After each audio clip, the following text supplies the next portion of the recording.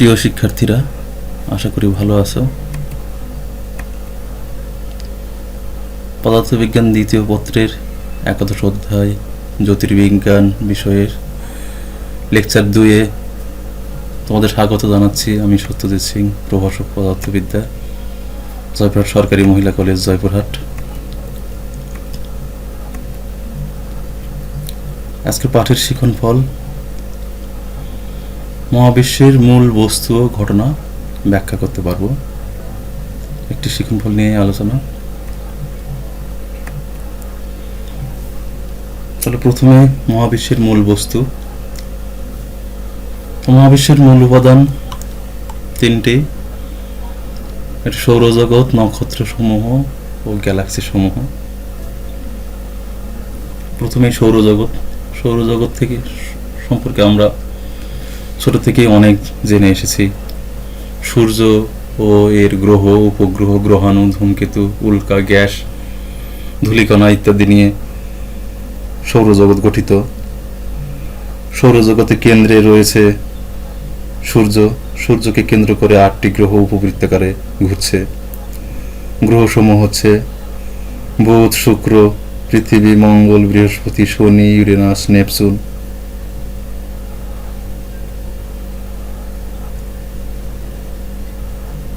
এগুলো নিয়েই সৌরজগৎ গঠিত। পরবর্তী আলোচনা নক্ষত্র সমূহ।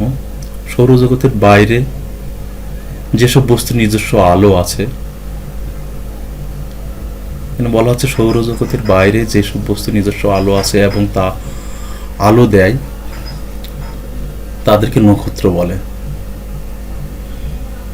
সৌরজগতের বাইরে অনেক দূরে দূরে দূরে লক্ষ লক্ষ নক্ষত্র রয়েছে। এদেরকে রাতের আকাশে ক্ষুদ্র ক্ষুদ্র ক্ষুদ্র মিটমিট করে জ্বলতে দেখা যায়। এদেরকে বলা হয় নক্ষত্র। সূর্য একটি নক্ষত্র।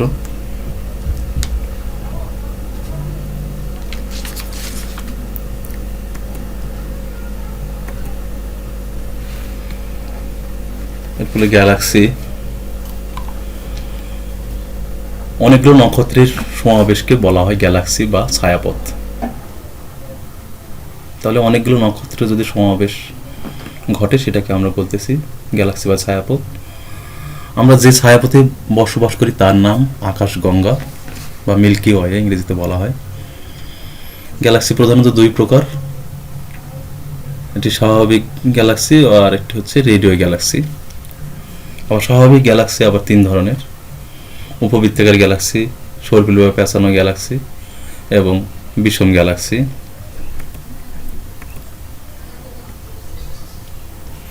প্রথমে উপবৃত্তাকার গ্যালাক্সি। এসব গ্যালাক্সি দেখতে উপবৃত্তাকার বা চাকতির মতো। এগুলো সাধারণত লোহিত দানব ও শ্বেত বামন নক্ষত্র নিয়ে গঠিত। গ্যালাক্সির প্রায় 17-18 ভাগ উপবৃত্তাকার গ্যালাক্সি। তাহলে উপবৃত্তাকার গ্যালাক্সি দেখতে উপবৃত্তাকার বা চাকতির মতো। এরপর সর্পিল বা পেঁচানো গ্যালাক্সি। অধিকাংশ স্বাভাবিক গ্যালাক্সির প্রায় 80% হলো সর্পিল বা পেঁচানো গ্যালাক্সি। আমাদের ছায়াপথ ও অ্যান্ড্রোমেডা এ ধরনের গ্যালাক্সি। এরপরে বিষম গ্যালাক্সি। এ ধরনের গ্যালাক্সির নির্দিষ্ট কোনো আকার নেই। গ্যালাক্সির প্রায় 2 ভাগ বিষম গ্যালাক্সি। তাহলে বিষম গ্যালাক্সির কোনো আকার নেই।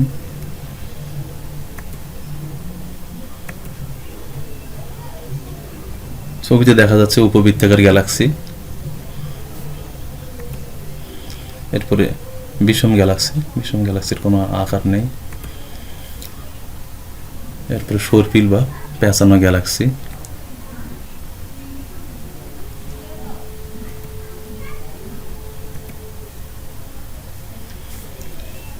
Radio Galaxy.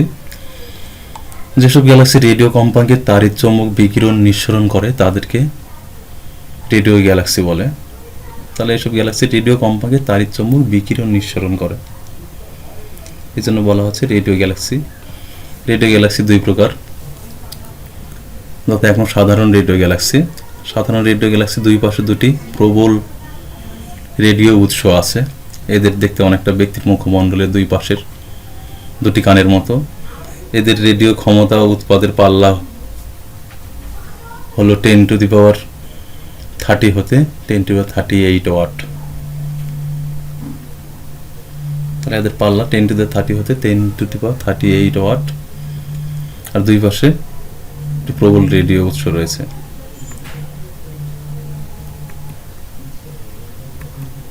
ছবিতে আমরা দেখতে পাচ্ছি রেডিও গ্যালাক্সি।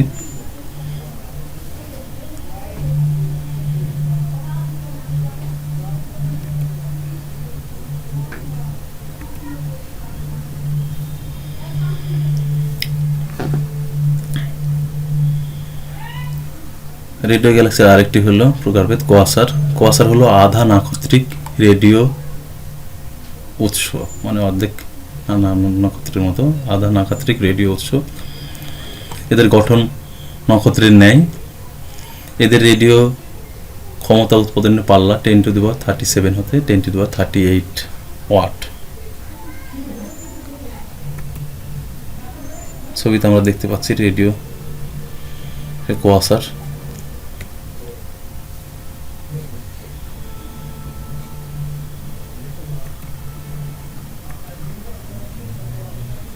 আমরা এতক্ষণ আলোচনা করলাম মহাবিশ্বের মূল বস্তু। এখন আমরা মহাবিশ্বের ঘটনা নিয়ে আলোচনা করব। প্রথমেই সূর্যের ভিতরে ফিউশন। সূর্যের ভিতর প্রতিনিয়ত নিউক্লিয়ার ফিউশন বিক্রিয়া সংঘটিত হয়। এই কারণে সূর্য হচ্ছে শক্তির আধার এবং প্রতি সেকেন্ডে 4 গুণ 10⁻26 জুল শক্তি বিকিরণ করে। সূর্যের ভিতরে অতি তাপমাত্রার কারণে 4টে হাইড্রোজেন নিউক্লিয়াস বিক্রিয়ার মাধ্যমে একটি হিলিয়াম নিউক্লিয়াস গঠন করে। এটা বিক্রিয়াতে দেখানো হলো। 4টে হাইড্রোজেন নিউক্লিয়াস বিক্রিয়ার সাহায্যে এই যে একটি হিলিয়াম নিউক্লিয়াস তৈরি করেছে, তার সাথে নিউট্রন কণার সাথে শক্তি অনেক শক্তি বিকিরণ, অনেক শক্তি উৎপন্ন করতেছে এই বিক্রিয়ায়।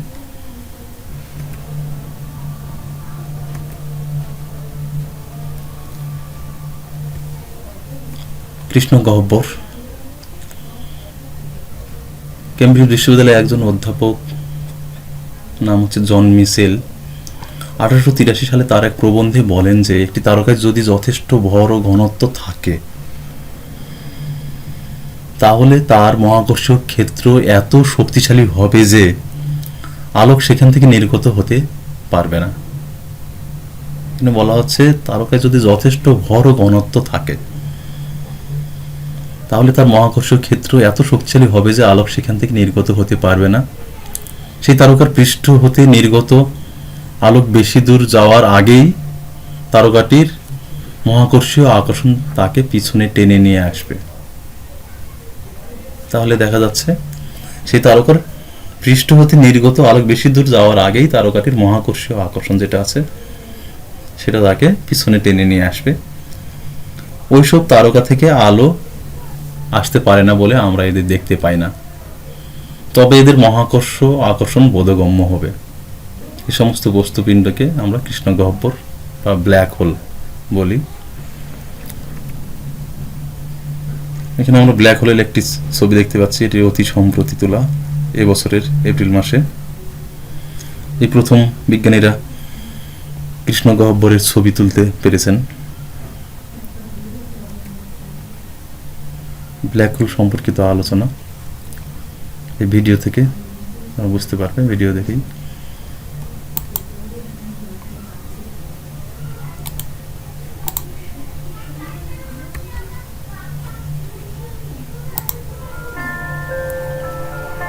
মহাজাগতিক বস্তুর মধ্যে অন্যতম রহস্যময় এক বিষয় ব্ল্যাক হোল বা কৃষ্ণ গহ্বর। আমাদের সাধারণ বিচার বুদ্ধি দিয়ে ব্ল্যাক হোল অনুধাবন করা কিছুতেই সম্ভব নয়, কারণ এমন কোনো কিছুর অস্তিত্ব মানুষ কখনোই সরাসরি প্রত্যক্ষ করেনি। মহাজাগতিক স্থান ও সময়ের নিয়ত পরিবর্তনের ফলে বদলে যাচ্ছে সম্পূর্ণ সৃষ্টি জগৎ, আর এই জগতের অন্যতম উপাদান হল ব্ল্যাক হোল। কি কেন কিভাবে এই পর্বে আলোচনা করা হবে মহাকাশের এক বিস্ময়কর সত্তা ব্ল্যাক হোল বা কৃষ্ণ গহ্বর সম্পর্কে।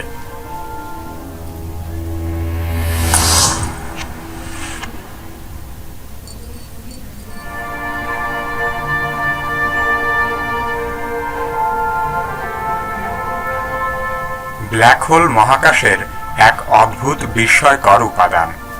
বাংলায় একে বলা হয় কৃষ্ণগহ্বর বা কৃষ্ণবিবর। ব্ল্যাক হোল মহাকাশের এমন এক অঞ্চল যেখানে মহাকর্ষ বল অত্যন্ত প্রবল। আমরা সবাই জানি মহাবিশ্বের সবচেয়ে দ্রুততম সত্তা আলো। সেই আলো পর্যন্ত ব্ল্যাক হোলের বল ছিন্ন করতে পারে না। এর ফলে ব্ল্যাক হোল থেকে কোনো আলো আমাদের চোখে এসে পৌঁছানো সম্ভব না। তাই ব্ল্যাক হোল কখনো দেখাও সম্ভব না। তবে ব্ল্যাক হোলের নামে যা দেখা যেতে পারে তা হলো এর চারদিকের সীমানা। ব্ল্যাক হোলের সীমানাকে বলা হয় ইভেন্ট হরাইজন বা ঘটনা দিগন্ত। কোনো বস্তু এই সীমানা অতিক্রম করার সাথে সাথে তা ব্ল্যাক হোলের অতল গহ্বরে হারিয়ে যায়। ঘটনা দিগন্তের মধ্যবর্তী স্থান থেকে কোনো বস্তু কখনো ফিরে আসতে পারে না। বিংশ শতক পর্যন্ত ব্ল্যাক হোলের অস্তিত্ব সম্পর্কে মানুষের তেমন কোনো ধারণাই ছিল না। 1916 সালে জার্মান পদার্থবিদ কার্ল শোয়ার্জফিল্ড আইনস্টাইনের সাধারণ আপেক্ষিকতা তত্ত্ব ব্যবহার করে হিসেব করেন যে কোনো ভর ব্ল্যাক হোলে পরিণত হতে পারে যদি তাকে যথেষ্ট সংকুচিত করা যায়। এই তত্ত্বের মাধ্যমেই ব্ল্যাক হোলের ধারণা মানুষের সামনে আসে। দীর্ঘদিন এই আলোচনা শুধু তত্ত্বের পর্যায়েই ছিল। 1971 সালে এই তত্ত্বের বাস্তব উদাহরণ আমাদের সামনে হাজির হয়। তৎকালীন জ্যোতির্বিদেরা কনস্টেলেশন সিগনাস বা বকমণ্ডল পর্যবেক্ষণ করতে গিয়ে প্রথম ব্ল্যাক হোল আবিষ্কার করেন। মহাবিশ্বে এত বিপুল পরিমাণ ব্ল্যাক হোল ছড়িয়ে আছে যা বিজ্ঞানীদের ধারণারও বাইরে।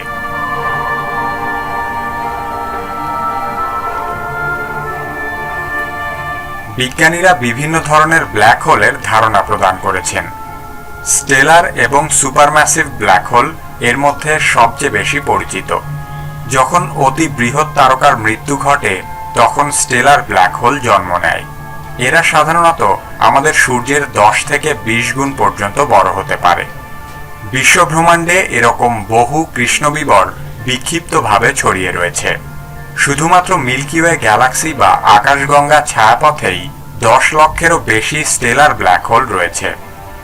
এরপরেই রয়েছে সুপারম্যাসিভ ব্ল্যাক হোল। এর নাম থেকেই প্রাথমিক ধারণা পাওয়া যায় এরা আকারে অতি বৃহৎ। এক একটি সুপারম্যাসিভ ব্ল্যাক হোল আমাদের সূর্যের চেয়ে কয়েক বিলিয়ন গুণ বড় হতে পারে। বিজ্ঞানীরা এদের সম্পর্কে শুধু ধারণাই করতে পারে। এদের সম্পর্কে প্রকৃত জ্ঞান মানুষের নেই।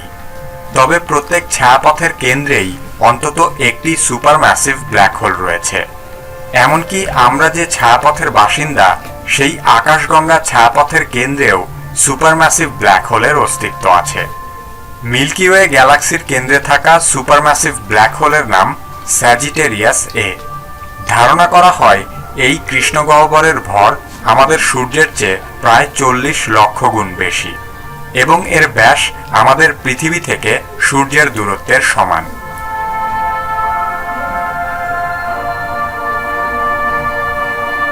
ব্ল্যাক হোলের সবচেয়ে আশ্চর্য ব্যাপার হলো এগুলো সম্পূর্ণ অদৃশ্য।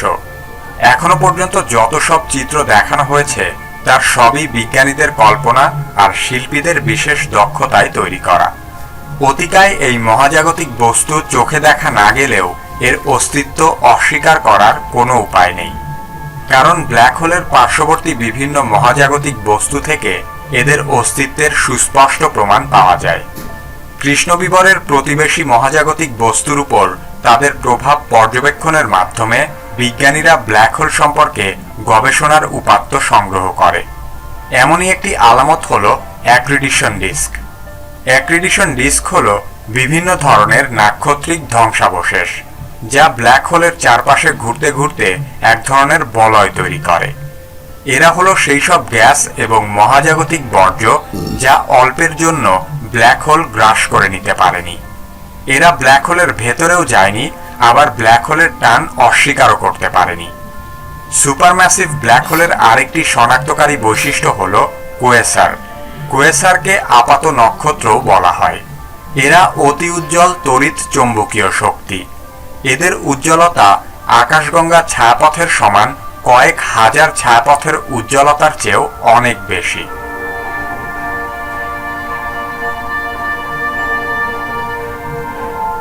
একশো বছরের বেশি সময় ধরে ব্ল্যাক হোল নিয়ে গবেষণা করা হলেও এর প্রকৃত কোনো ছবি বিজ্ঞানীদের কাছে ছিল না। 2019 সালের 10 এপ্রিল মহাকাশ গবেষণার এক অবিস্মরণীয় দিন, কারণ এদিন প্রথমবারের মতো কোনো কৃষ্ণগহ্বরের ছবি তোলা সম্ভব হয়। এই সুপারম্যাসিভ ব্ল্যাক হোলটি অতিবৃহৎ ছায়াপথ মেসিয়ে 87 এর কেন্দ্রে অবস্থিত। এর অতি উজ্জ্বল অংশের আলো আমাদের দিকে অগ্রসর হচ্ছে এবং এর অন্ধকার অংশ আমাদের থেকে ক্রমশ দূরে সরে যাচ্ছে। এই আলোকোজ্জ্বল অংশে রয়েছে বিশেষ ধরনের আয়নিক গ্যাস, যাকে বলে প্লাজমা। একে পদার্থের চতুর্থ অবস্থা হিসেবে বর্ণনা করা হয়। এই সুপারম্যাসিভ ব্ল্যাক হোল অত্যন্ত সক্রিয়, অর্থাৎ এই ব্ল্যাক হোল তার অ্যাক্রিডিশন ডিস্ক অঞ্চল থেকে প্রতিনিয়ত বিভিন্ন মহাজাগতিক বস্তু গ্রাস করে নিচ্ছে। এর কোয়েসার কমপক্ষে 5000 আলোকবর্ষ পর্যন্ত বিস্তৃত। এর একটা পাশ সরাসরি আমাদের দিকে তাক করে আছে, সেজন্য আমরা এর আলোর গতিপথ দেখতে পাচ্ছি না। প্রায় 200 জন বিজ্ঞানীর 20 বছরের নিরলস পরিশ্রমের ফসল এই ছবি। অনেকের মনে প্রশ্ন জাগতে পারে, এত চেষ্টার পরেও ব্ল্যাক হোলের ছবি অস্পষ্ট কেন? এর প্রধান কারণ হল অতি বৃহৎ এই ব্ল্যাক হোল আমাদের থেকে বহু দূরে অবস্থিত। এর ভর আমাদের সূর্যের চেয়ে 6.5 বিলিয়ন গুণ বেশি এবং ব্ল্যাক হোলটির অন্ধকার অংশ আমাদের সম্পূর্ণ সৌরজগতের সমান। ব্ল্যাক হোলটি এত বড় আকৃতির বস্তু হলেও এর অবস্থান আমাদের থেকে প্রায় 5.5 কোটি আলোকবর্ষ দূরে, আর সে কারণেই কৃষ্ণবিবরের প্রথম এই ছবিতে একে এত ছোট আর অস্পষ্ট দেখা যাচ্ছে। এমনকি এই অস্পষ্ট ছবি দেখার জন্য আমাদের পৃথিবীর সমান একটি টেলিস্কোপের দরকার ছিল। মানুষের পক্ষে যেহেতু পৃথিবীর সমান বড় টেলিস্কোপ বানানো সম্ভব নয়, তাই পৃথিবীর বিভিন্ন প্রান্তে থাকা 8টি টেলিস্কোপের সাহায্যে পৃথিবীর সমান এক টেলিস্কোপের ছদ্মবেশ ধারণ করা হয়েছে। এই টেলিস্কোপের নাম দেওয়া হয়েছে ইভেন্ট হরাইজন টেলিস্কোপ। টেলিস্কোপগুলো প্রতিনিয়ত নিজেদের সংগৃহীত তথ্য জোড়া দিয়ে এই ছবি তুলতে সক্ষম হয়। ইভেন্ট হরাইজন টেলিস্কোপের সাহায্যে মেসিয়ার 87 ব্ল্যাক হোল ছাড়াও আমাদের নিজেদের ছায়াপথের ব্ল্যাক হোলও পর্যবেক্ষণ করা হয়েছে, কিন্তু নানান জটিলতার কারণে আমাদের নিজস্ব ছায়াপথের ব্ল্যাক হোলের ছবি তোলা এখনো সম্ভব হয়নি। সেজন্য বিজ্ঞানীদের অপেক্ষা করতে হবে আরো বেশ কিছু সময়।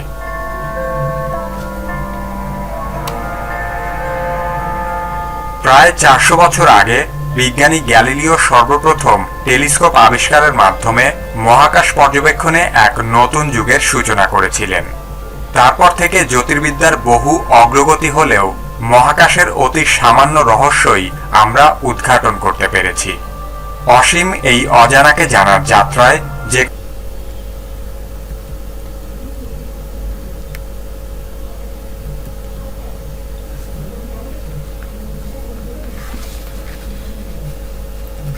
এতক্ষণ আমরা ব্ল্যাক হোলের ভিডিও দেখলাম। এখন আমরা একটি গাণিতিক ব্যাখ্যা করব।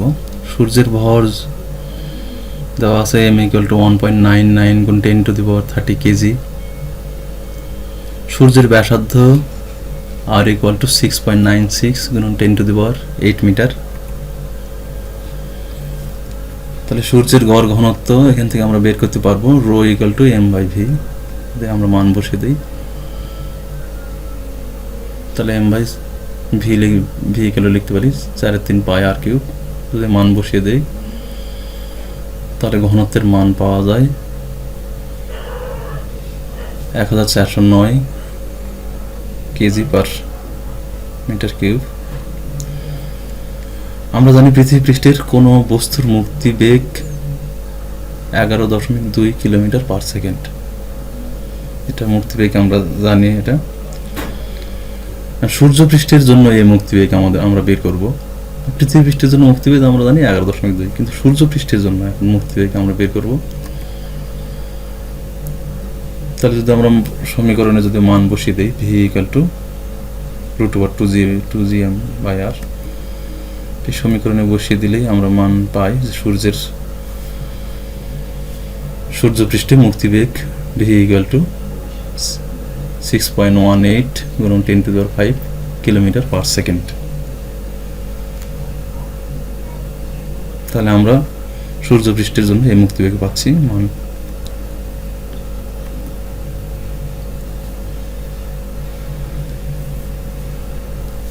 এই মান বের করতে আমরা এই সমীকরণে ব্যবহার করছিলাম V equal to root over, আগের সমীকরণেই দেখানো আছে 8g পাই রো বাই 3 গুণন r। এই সমীকরণের মান বসিয়ে আমরা বের করেছিলাম সূর্যপৃষ্ঠের মুক্তিবেগ। তো এই মুক্তিবেগ ঘন্টায় 2.2 মিলিয়ন কিলোমিটার।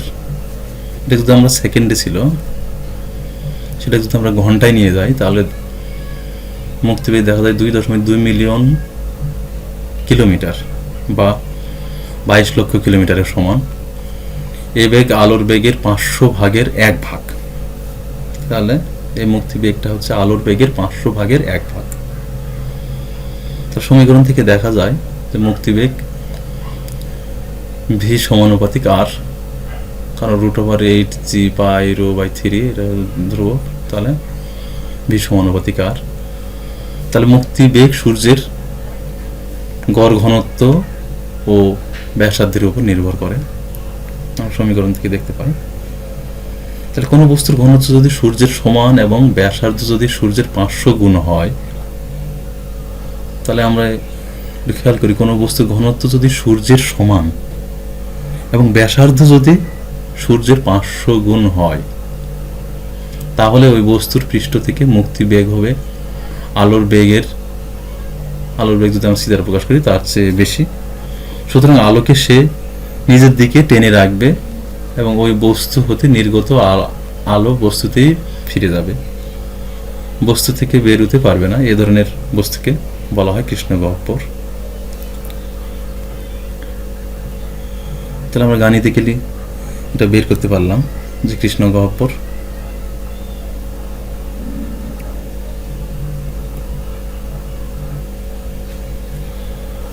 আবার এম ভরের কোনো বস্তু তখনই কৃষ্ণগহ্বর হিসেবে কাজ করবে।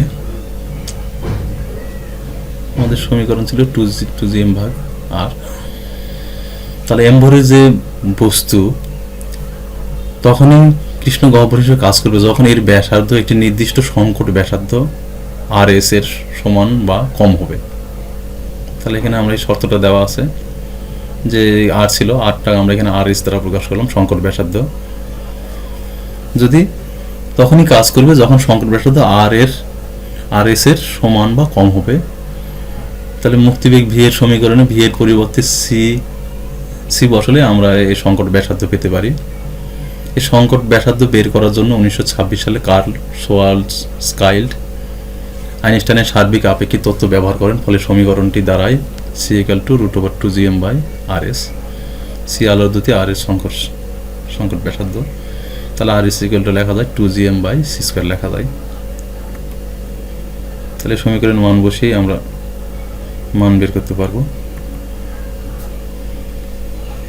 এরপরে আলোচনা ঘটনা দিগন্ত। কৃষ্ণগহ্বরকে ঘিরে শোয়ার্জস্কাইল্ড ব্যাসার্ধের গোলকের পৃষ্ঠকে, তাহলে কৃষ্ণগহ্বরে ঘিরে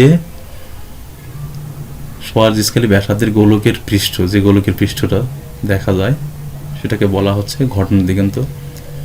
যেহেতু আলো এই গোলকের ভিতর থেকে বেরিয়ে আসতে পারে না, সুতরাং এর ভিতরে সংঘটিত কোনো ঘটনা আমরা দেখতে পাই না।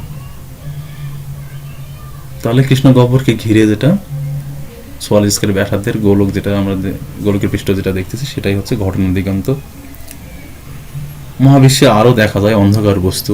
মহাবিশ্বের অধিকাংশ বস্তুই দীপ্তিহীন, যার পরিমাণ শতকরা প্রায় 90 এর অধিকাংশই অন্ধকার বস্তু বা ডার্ক ম্যাটার।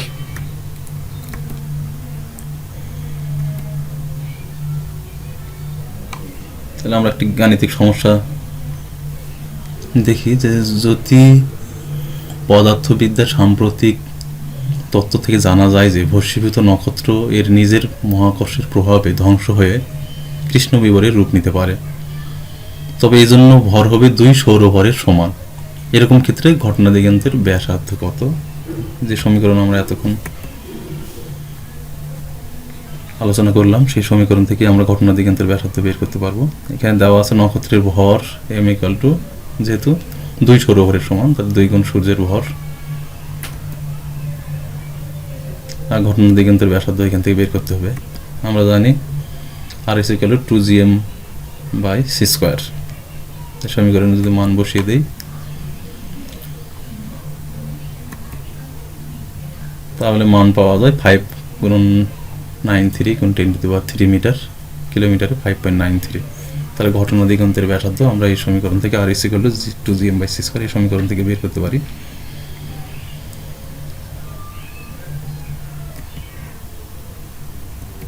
এখন আমরা তারকার জীবনচক্র নিয়ে আলোচনা করব।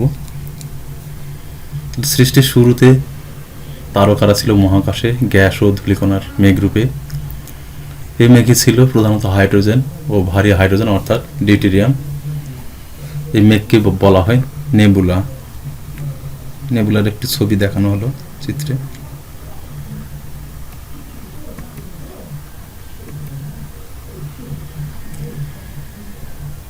তারকারা মহাকর্ষের টানে সংকুচিত হতে থাকে। সংকোচনের ফলে কেন্দ্রীয় অংশে প্রচণ্ড উত্তাপ সৃষ্টি করে। এই উত্তাপের ফলে বাইরের এলাকা প্রসারিত হয়। একে রক্তিম দ্বৈত বা রেড জায়ান্ট বলে। তাহলে তারকারা মহাকর্ষের টানে সংকুচিত হতে থাকে।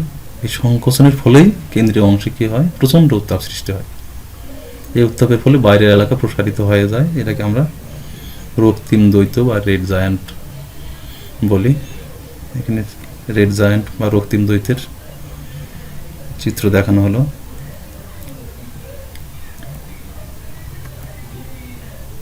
সুপারনোভা, যেসব তারকা সূর্যের চেয়ে আকারে দ্বিগুণ বা বেশি, তাদের কেন্দ্রীয় অংশ মধ্যাকর্ষণজনিত চাপে আরও সংকুচিত হতে থাকে।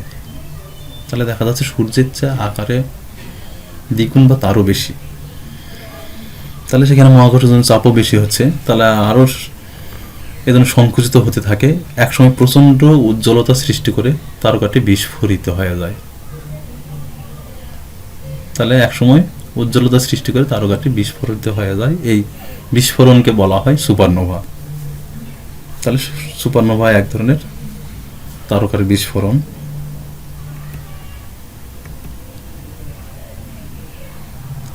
নিউট্রন তারকা, সুপারনোভার ফলে তারকাটি বেশ ওজন হারায়। যেহেতু এখানে বিস্ফোরণ হলো, ফলে তারকাটি বেশ ওজন হারায়। তারপর যা অবশিষ্ট থাকে তার আরও সংকুচিত হয়ে ক্ষুদ্র ঘন হয়। অবশিষ্ট যেগুলো থাকে সেগুলোও সংকুচিত হয়, ঘন হয়। তখন এর কোর বা মূল বস্তুর চাপ এত বেশি হয় যে, তাহলে কোর বা মূল বস্তুর চাপ এত বেশি হয় যে প্রোটন ও ইলেকট্রন একত্রিত হয়ে নিউট্রন গঠন করে। তাহলে প্রোটন ইলেকট্রন একত্রিত হয়ে নিউট্রন গঠন করে। একে নিউট্রন তারকা বলে। ছবিতে দেখানো হলো নিউট্রন তারকা।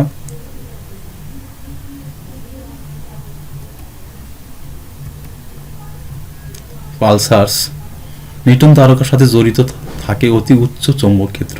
আমরা ছবিতে একটু দেখছিলাম কতগুলো নিউট্রন তারকার রেডিও তরঙ্গ বিকিরণ করে। এদের বলা হয় পালসার। তাহলে নিউট্রন তারকা যদি রেডিও তরঙ্গ বিকিরণ করে তাহলে এদেরকে বলা হয় পালসার। পালসারের ছবি দেখানো হলো। তাহলে নিউট্রন তারকা রেডিও তরঙ্গ বিকিরণ করে, তখন একে আমরা বলি পালসার্স। আরেকটি ভিডিও তারকার জীবন চক্র এখানে আলোচনা করা হয়েছে।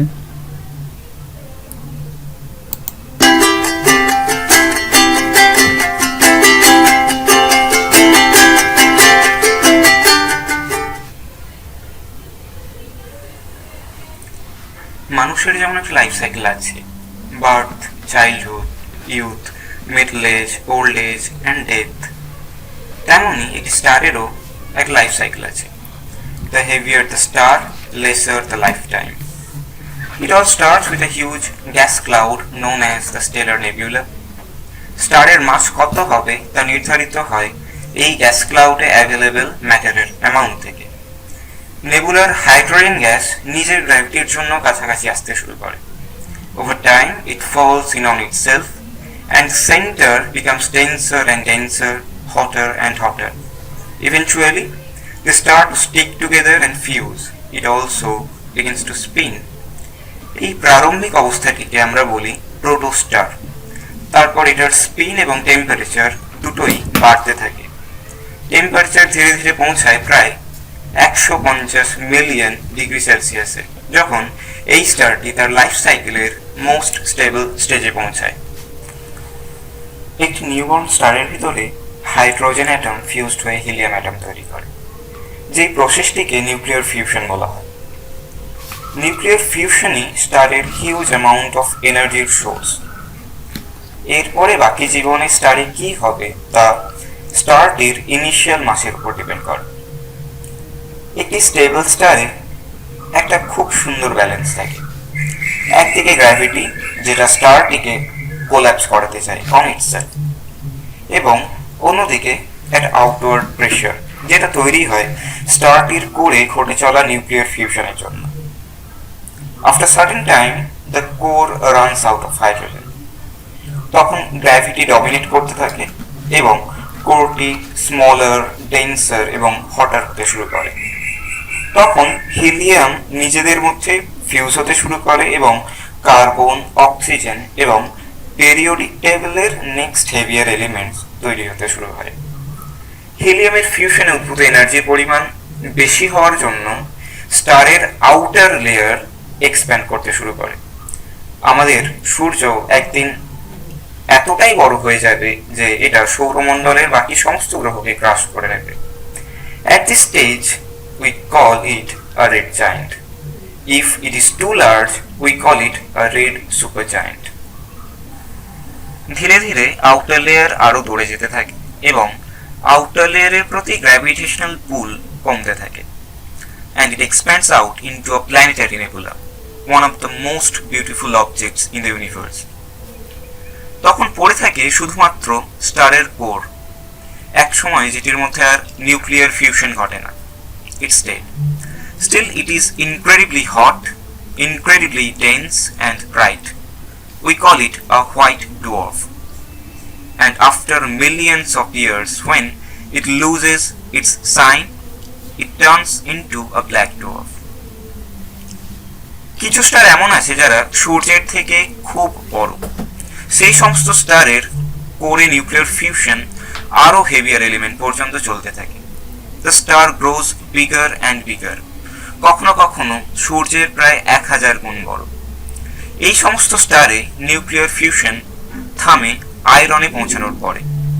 তখন ফিউশন থেকে আর এনার্জি পাওয়া যায় না, তাই rest of the star collapse করতে থাকে এবং হঠাৎ করে in just a few seconds there occurs a huge explosion and matter goes blasted into the space.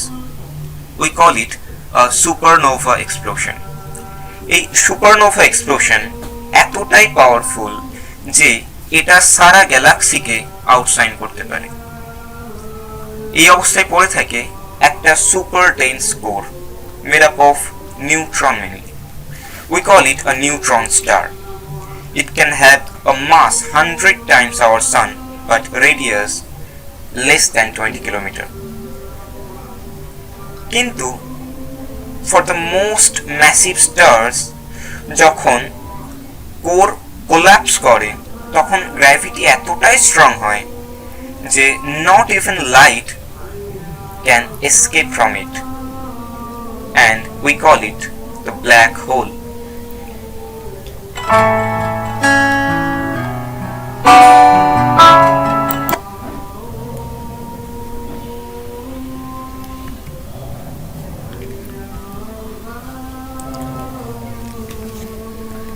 তাহলে আমরা এতক্ষণ তারকার জীবনচক্র নিয়ে আলোচনার ভিডিও দেখলাম। তাহলে দেখা যায় যে সমস্ত নক্ষত্রের ভর সূর্যের ভর অপেক্ষা 1.4 গুণ কম, সেগুলো প্রথমে শ্বেত বামন এবং পরবর্তীতে ধীরে ধীরে শক্তি বিকিরণের মাধ্যমে স্থিমিত হয়ে কৃষ্ণ বামন এবং মৃত্যু ঘটে। তাহলে যে ঘটনাগুলো ঘটতেছে যে সমস্ত নক্ষত্রের ভর সূর্যের ভর অপেক্ষা 1.4 গুণ কম, তাহলে ভরটা সূর্যের ভর অপেক্ষা কম হবে, সেগুলো প্রথমে শ্বেত বামন, পরবর্তীতে বিকিরণের মাধ্যমে স্থিমিত হয়ে কৃষ্ণ বামন এবং মৃত্যু ঘটে। আবার যে সমস্ত নক্ষত্রের ভর সূর্যের ভর অপেক্ষা 1.4 গুণ থেকে 3 এমও হচ্ছে সৌরভর, সৌরভর থেকে 3 গুণ বেশি, তাহলে 3 গুণ সৌরভর 3 গুণ 3 এমও, এর মধ্যে তাহলে 1.4 থেকে 1.4 এমও অর্থাৎ 1.4 এমও থেকে 3 এমও এর মধ্যে সেগুলো নিউট্রন নক্ষত্রে পরিণত হবে। আর যে সমস্ত নক্ষত্রের ভর 3 এমও এর চেয়ে বেশি হবে সেগুলো কৃষ্ণ গহ্বরে পরিণত হবে। তারা 1.4 থেকে 3 পর্যন্ত সেগুলো নিউট্রন নক্ষত্রে পরিণত হবে। আর যে সমস্ত নক্ষত্রের ভর সৌরভরের 3 গুণের চেয়ে বেশি সেগুলো কৃষ্ণ গহ্বরে পরিণত হবে। যদি কোনো নক্ষত্রের ভর না কমে বা মৃত্যু পর্ব শুরুর মুহূর্তে 1.4 এমও এর বেশি থাকে, তবে এটি আর শ্বেতবামন নক্ষত্রে পরিণত হবে না। এখানে বলা হচ্ছে নক্ষত্রের ভর যদি না কমে, মৃত্যুর পর্ব যখন শুরু হয়ে যায় সেই মুহূর্তে 1.4 এর বেশি থাকে, তখন শ্বেতবামন নক্ষত্রে পরিণত হবে না। এবং এই 1.4 এমও যেটা আমরা বারবার বলতেছি, এই ভরের সীমাকে চন্দ্রশেখর সীমা বলে। তাহলে আজকে আলোচনা এই পর্যন্তই। সবাইকে ধন্যবাদ জানাই।